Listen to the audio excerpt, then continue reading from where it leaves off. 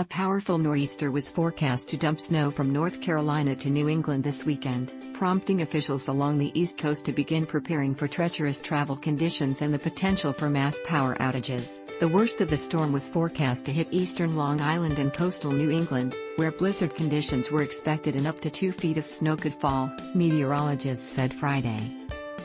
The storm will form east of the Carolinas by Friday evening before pushing north over the weekend. Strong winds and coastal flooding in some areas are also possible, the National Weather Service said.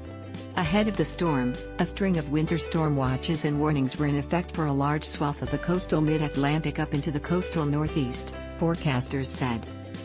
Winter weather advisories and warnings were also in effect for portions of the Central and Southern Appalachians. The upcoming storm would cap a snowy January for the East Coast, which including a system early in the month that stranded hundreds of drivers south of Washington. It's always better to be overprepared than underprepared, said Tiffany Fortier, a meteorologist with the Weather Service in New York. The best recommendation is to keep an eye out and just stay updated with your local weather service office. Here's a look at what to expect from this weekend's storm. Precipitation will begin falling as rain in central North Carolina on Friday before changing over to snow in the evening. Several bands of snow are then expected to move across the area, producing up to 2 inches.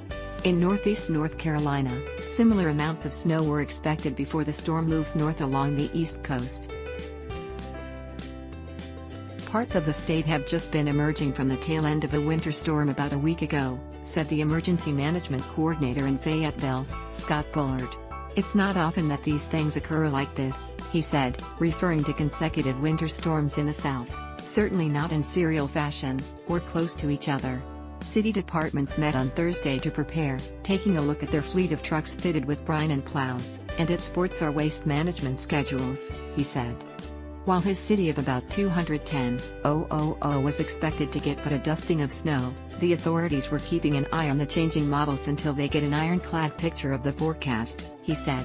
We are not really sure what the gusts are going to be like, Mr. Bullard said. Governor Youngkin of Virginia declared a state of emergency on Thursday ahead of the storm's arrival.